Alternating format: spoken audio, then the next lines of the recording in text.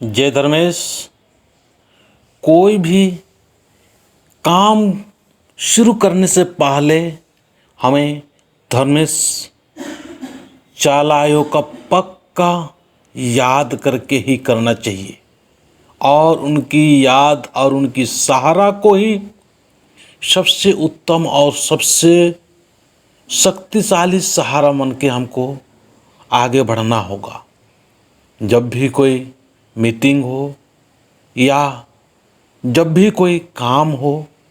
चाहे वो घर का काम हो या सामूहिक काम हो या कोई भी काम हो, उस समय जब काम में सफलता और काम में अच्छाई और उस काम के प्रति लोगों में अच्छा प्रभाव हो, समाज में अच्छा प्रभाव हो, इसके लिए हमको बहुत ही ज़्यादा इस बात को ध्यान देने की आवश्यकता है कि हम कर्म के साथ साथ हमको धर्म को कभी नहीं भूलना चाहिए, धर्मेश को कभी नहीं भूलना चाहिए। धर्मेश ही परिणाम देने वाले हैं। हम केवल काम कर सकते हैं और बहुत मेहनत से काम कर सकते हैं, लेकिन काम का असली और सही और गलत जो भी परिणाम देने वाले धर्मेश ही है। अगर हम अच्छे कर्मों के साथ में, अच्छे सोच के साथ में हम जब धर्मेश की याद करते हुए करते हैं तो वो प्रत्येक कार्य, प्रत्येक काम वो प्रार्थना बन जाता है और प्रार्थना अपने लिए अच्छा होता है,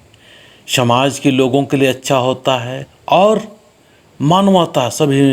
इंसानियों के लिए भी अच्छा होता है। तो हम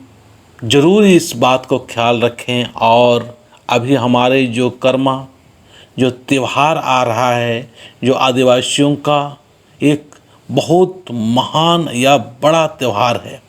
ये त्यौहार हम सभी को संकेत करती है और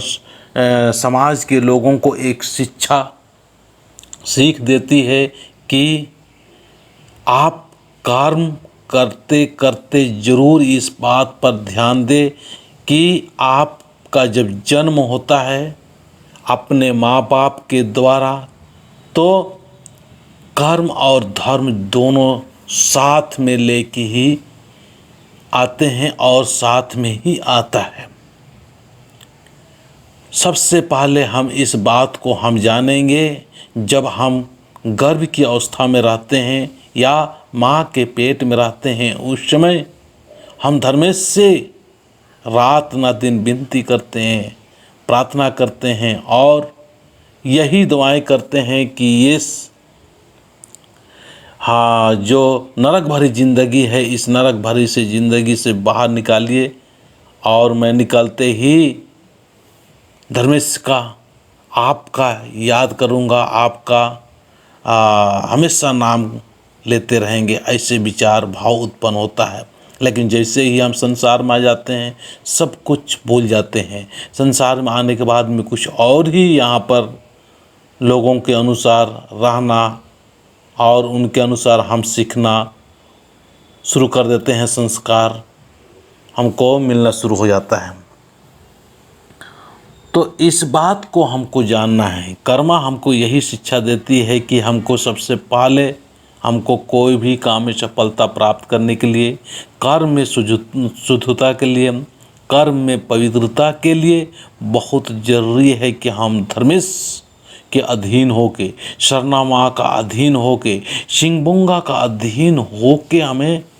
कार्य की शुरू करना चाहिए, ताकि वो काम के प्रति हमारा